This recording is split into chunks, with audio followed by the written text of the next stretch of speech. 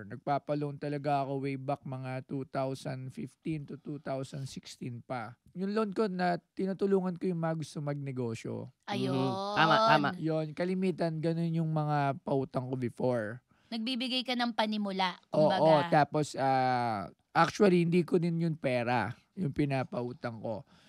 May mga nagtitiwala sa akin na dumadaan lang sa akin, tapos yun din yung pinapairam ko.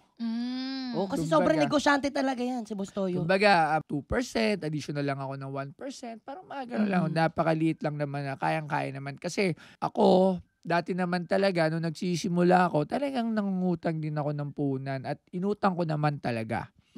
Lahat ng nag-start ko is inutang ko din. Pero yun nga, talagang lagi ko sinisigurado na pag nangutang ako, talagang binabayaran ko. Yun. Kahit dumating yung punto na maubos ako o may benta ako mga gamit ko, para makabayad, ibebenta ko. Oo. Dahil mas mahirap yung masira sa tao. Yes. Lalo Kesa- na kung pera ang kinasira. Lalo na kung hindi mo naman ikakayaman. Kahit umutang na 1 milyon, mauubos mo lang yun. Hindi ka naman yayaman doon.